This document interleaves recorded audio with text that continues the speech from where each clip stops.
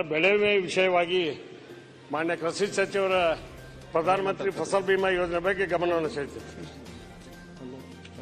ಮಾನ್ಯ ಅಧ್ಯಕ್ಷರೇ, ನಮ್ಮ ಸದಸ್ಯ ಕೇಳಿರ್ತಕ್ಕಂಥ ಪ್ರಶ್ನೆಗೆ ಉತ್ತರ ಕೊಟ್ಟಿದ್ದೀವಿ.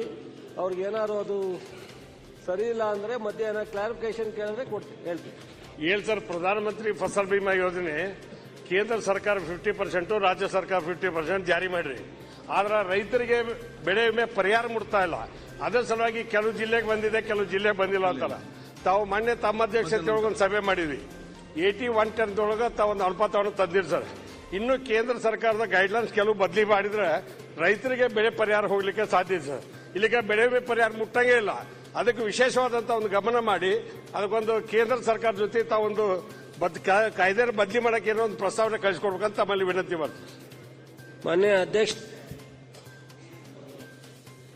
ಕೋನ್ ರೆಡ್ಡಿ ಅವರು ಮತ್ತು ಇನ್ನಿತರೆ BR ಪಾಟೀಲ್ ಇರ್ಬೋದು, ನಮ್ಮ ಈಸ್ಪುರ್ ಕಂಟ್ರಿ ಅವರು ಬಹಳಷ್ಟು ಜನ ಕಳೆದ ಬಾರಿ ನನಗೆ ಒತ್ತಡವನ್ನ ತಂದ ಮೇಲೆ ನಾನು ಬೆಳಗಾಂ ಸದನದಲ್ಲಿದ್ದಾಗ ಇವ್ರನ್ನೆಲ್ಲರೂ ಸೇರಿಸಿ ಸಭೆ ಮಾಡಿ ಈ 80-120 ಸ್ಕೀಮ್ ಅನ್ನ ಜಾರಿಗೆ ತಂದಿರತಕ್ಕಂಥದ್ದು ಕೇಂದ್ರ ಸರ್ಕಾರದ ಜೊತೆ ಬರೆದು ಮಾತುಕತೆ ಮಾಡಿ, ಸೊ ಯಾವ ಕಂಪನಿಗಳು ಸಹ 20% ಲಾಭಕ್ಕಿಂತ ಹೆಚ್ಚಿಗೆ ಹೋಗಬಾರ್ದು, ಉಳಿದ್ರೆ ಅದು ಸರ್ಕಾರಕ್ಕೆ ಕಟ್ಟಬೇಕು ಅನ್ನೋ ಒಂದು ಗೈಡ್ ಲೈನ್ ಅನ್ನ ನಾವು ಹೊಡಿಸಿ ಅದರ ತಕ್ಕ ಕಳೆದ ಬಾರಿ 3 ವರ್ಷದ ಟೆಂಡರ್ನ ಒಂದೇ ವರ್ಷಕ್ಕೆ ನಿಗದಿ ಮಾಡಿ, ಸೊ ಈ ವರ್ಷ ನಾವು ಕಪ್ ಅಂಡ್ ಕ್ಯಾಪ್ ಅಂತ ಹೇಳಿ ಸಿಸ್ಟಮ್ ತಂದಿದ್ದೀವಿ. ಈ ವರ್ಷ ನಾವು 1933 ಕೋಟಿಯನ್ನ ಇನ್ಸೂರೆನ್ಸ್ ಪ್ರೀಮಿಯಂ ಕಟ್ಟಿರ್ತಕ್ಕಂಥದ್ದು.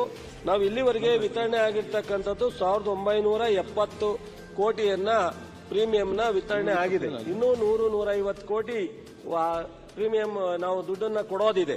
ಹಾಗಾಗಿ ಮುಂದೆ ನಾವೀಗಾಗಲೇ ಈ ಹೊಸ ಟೆಂಡರ್ ಕರೆಯೋ ವಿಚಾರದಲ್ಲೂ ಸಹ 31 ಜಿಲ್ಲೆನಲ್ಲಿ ಒಟ್ಟು 18 ಜಿಲ್ಲೆ ಸರ್ಕಾರದ ಸಂಸ್ಥೆಗಳಿಗೆ ಸಿಕ್ಕಿದೆ. ಇನ್ನು 13 ಜಿಲ್ಲೆ ಮಾತ್ರ ಖಾಸಗಿ ಸಂಸ್ಥೆಗಳಿಗೆ ಸಿಕ್ಕಿದೆ. ಕೇಂದ್ರ ಸರ್ಕಾರ ಮತ್ತು ರಾಜ್ಯ ಸರ್ಕಾರ ಇಬ್ಬರು 50-50 ಕಟ್ತಾ ಇರೋದ್ರಿಂದ ಗೈಡ್ ಲೈನ್ಸ್ ಅನ್ನ ನಾವೇ ಮಾಡ್ಲಿಕ್ಕಾಗಲ್ಲ, ಅವರು ಒಪ್ಪಬೇಕಾಗತ್ತೆ. ಇದರ ಮಧ್ಯದಲ್ಲಿ ಮೊನ್ನೆ DC ಅವರ ಕಾನ್ಫರೆನ್ಸ್ ಅಲ್ಲಿ ಮೊನ್ನೆ ಮುಖ್ಯಮಂತ್ರಿಯವರ ಜೊತೆ ಅನೇಕರು ಪ್ರಸ್ತಾಪ ಮಾಡಿದ್ರು. ಅದಕ್ಕೋಸ್ಕರ ಈ ಅಸೆಂಬ್ಲಿ ಮುಗಿದ ಮೇಲೆ ನಮ್ಮ ಮುಖ್ಯಮಂತ್ರಿಯವರ ಅಧ್ಯಕ್ಷತೆಯಲ್ಲೇ ಎಲ್ಲ ಒಂದು ಮೀಟಿಂಗ್ ಮಾಡಬೇಕು ಅಂತ ಹೇಳಿ ಅಲ್ಲೇನೆ ತೀರ್ಮಾನ ಆಗಿದೆ. ಯಾರ್ಯಾರ್ದು ಈ ತರದ ಏನು ಸಜೆಷನ್ ಇದೆ ಅದನ್ನೆಲ್ಲ ಕರೆದು ಮಾತನಾಡಿ ಮತ್ತೆ ಕೇಂದ್ರ ಸರ್ಕಾರ ಜೊತೆ ಮಾತನಾಡಿ ಇದನ್ನ ಇನ್ನೊಂದು ಸ್ವಲ್ಪ ಗೈಡ್ ಲೈನ್ ಬದಲಾವಣೆ ಮಾಡೋ ಪ್ರಯತ್ನ ಮಾಡ್ತೀವಿ. ಅಧ್ಯಕ್ಷ, ಒಂದು ಸರ್, 2020-21ರಿಂದ ಸರ್ 22ರಿಂದ 2023-24 ಸರ್ 5345 ಕೋಟಿ ರೂಪಾಯಿ